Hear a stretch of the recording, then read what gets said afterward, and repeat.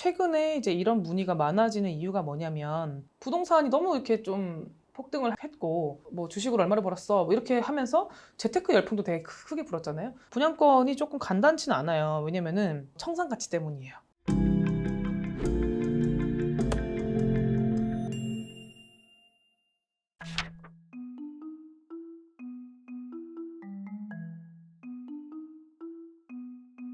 분양권을 갖고 있는 사람은 어떡할까요? 제가 또 부동산 전문이지 않습니까?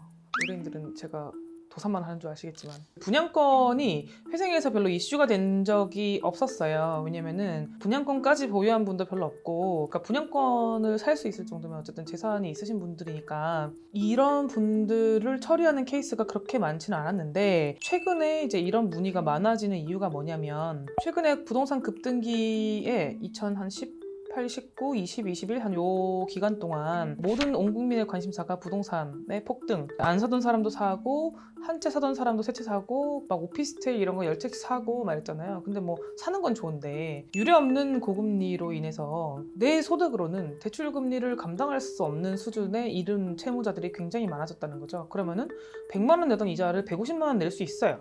근데 100만 원 내던 이자를 500만 원 내기는 어렵거든요. 이런 변동성에 대응하기에는 개인이 굉장히 취약하기 때문에 이런 경우에도 이거 분양권 진짜 포기하더라도 나 진짜 이거 지금 버틸 수가 없다. 이런 분들이 되게 많은데 분양권이 조금 간단치는 않아요. 왜냐면은 청산 가치 때문이에요. 분양권의 경우에 청산 가치를 어떻게 볼까? 보통 우리가 10% 계약금 넣고 뭐 중도금은 30%에서 60% 정도 넣고 마지막에 계약금 중도금이 아닌 나머지가 잔금 이제 이렇게 되는 건데 보통 부동산은 금액이 크기 때문에 대부분 현찰로 100%를 사지 않고 대부분 한 70%, 80%까지는 대출로 이제 진행을 하잖아요. 심지어는 계약금까지 대출받아서 하시는 분들도 많죠. 계약금만 들어간 상태와 중도금까지 들어간 상태를 나눠서 보자면 계약금만 들어간 상태에서는 대부분 약정서, 분양계약서 상으로 해지 조항이 있어요. 계약금을 포기하고 계약을 해지할 수 있도록 보통 되어 있고, 그런 경우에는 낸 계약금을 위약금으로써 시행사에 귀속되는 방식의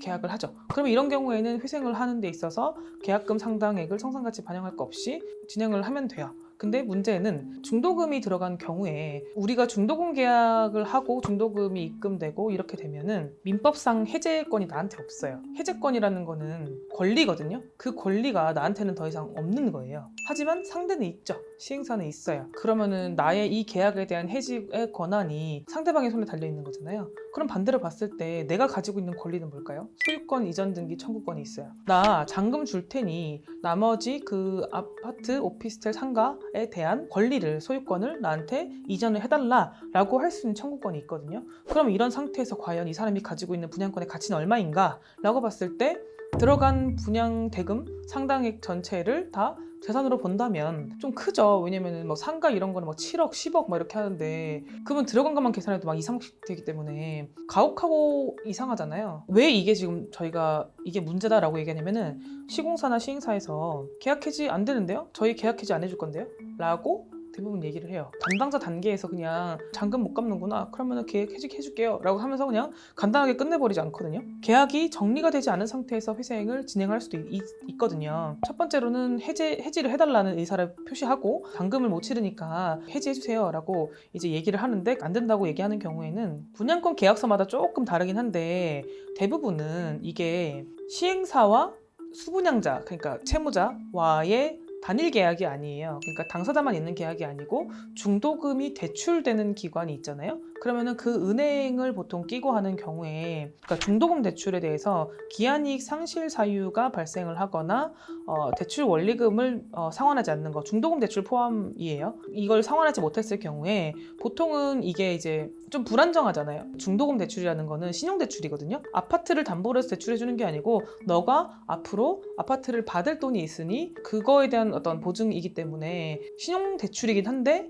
우리의 그냥 마이너스 통장이나 그런 신용대출에 비해서는 굉장히 고액이잖아요. 그래서 이런 경우에 대부분 보증기관이 있어요. 이 아파트가 제대로 올라가지 않거나 또는 중도금 대출이 제대로 지급되지 않거나 그런 디폴트 상황에 대비한 보증회사가 있기 때문에 만약에 그걸로 인해서 대위 변제가 이루어졌을 경우에 계약 해지가 가능하다라고 이제 기재가 되어 있어요. 이게 무슨 말이냐면은 시행사는 돈 받으면 그만이잖아요. 잔금을 받으면 되니까 나 계속 안 해줘 하면은 수분양자가 알아서 잔금을 어떻게든 구해와 올 거니까 시행사는 답답할 게 없잖아요. 근데 대출 기간 같은 경우에는 내가 3억이 대출이 나갔는데 3억은 다 건설사로 다 들어가는데 해지도 안 되고 이 사람한테 반환도 안 되고 이러면은 은행 입장에서는 굉장히 불리하죠. 그렇기 때문에 자동적으로 그런 시점에서 계약 해지를 할 수 있도록 규정이 되어 있는 경우들이 많아요. 좀 읽어드리면 기한이익 상실 사유가 발생을 했을 때 보증기관이 있다는 전제로 대부분이 있어요. 계약을 해지할 수 있고 또 만약에 뭔가 청산해서 돌려줄 돈이 있으면은 그 계약자한테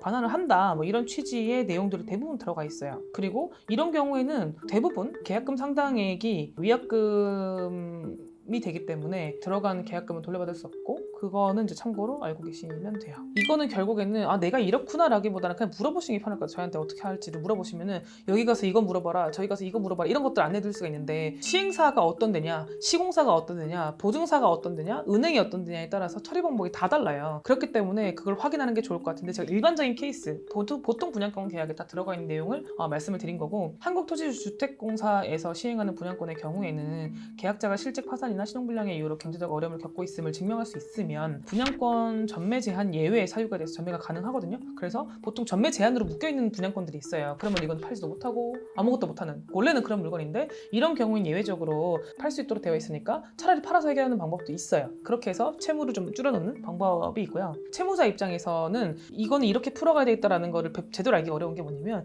시행사가 제대로 답변을 안 해줘요. 웬만하면은 돈을 납부하고 이 물건을 털어버리는 거를 가장 선호하는 쪽이기 때문에 그쪽에서 제대로 답변을 받기가 어렵고 제가 이거 좀 심각하다 이 부분은 이제 좀 알려드려야겠다라고 생각한 이유가 뭐냐면 부동산이 너무 이렇게 좀 폭등을 했고 뭐 주식으로 얼마를 벌었어 뭐 이렇게 하면서 재테크 열풍도 되게 크게 불었잖아요. 그래서 그 과정에서 좀 손실을 보게 된 청년 세대들 뭐 중년 세대들이 굉장히 많으시단 말이에요. 근데 가지고 있는 게 10억인데 뭐 1억을 날렸다 이런 것도 당연히 가슴 아픈 일인데 아무것도 없는 사람들이 대출을 받아서 투자를 했다가 실패하신 분들이 굉장히 많단 말이에요. 근데 제가 최근에 친구분들인데 나란히 고액의 상가를 분양받아서 3명 다 지금 회생을 하게 생긴 그런 케이스가 있었어요. 근데 들어보니까 거의 사기에 준하는 분양 대행사 뭐 홍보 대행사 이런 쪽에서 좀 심하게 커미션 때문에 이런 행위들을 했다는 거를 알게 됐어요. 물론 제가 이제 부동산 전문 변호사로서 그런 부분도 지양하라는 얘기를 많이 하지만 일단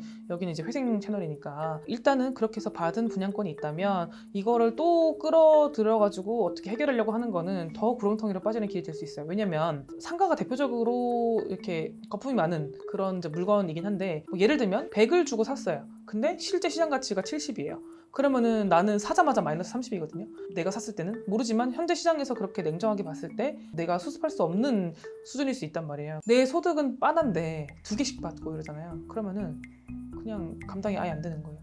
그런 경우에는 정리를 할 수밖에 없는 거고 안타깝지만 그거를 잘 교훈 삼아서 이 상황을 잘 슬기롭게 극복하는 방향으로 결심을 할 수밖에 없는 케이스로 저는 해석이 됩니다. 그래서 부동산 분양권을 여력이 있으셔서 사신 분 그리고 그거를 잔금도 잘 치르고 잘 유지할 수 있는 분은 어차피 해당 사항은 없고 그런 분들 말고 이제 무리해서 계약금부터 시작해서 무리한 대출을 받아서 부동산을 샀는데 시장이 너무 안 좋아서 이게 지금 해결 안 되시는 분들이 꽤 많거든요. 그래서 그런 분들은 개인회생 제도를 활용하는 거를 한번 고려해보는 게 좋겠다라고 생각을 해서 어떤 식으로 처리가 되는지를 한번 설명을 드려봤습니다. 네, 감사합니다.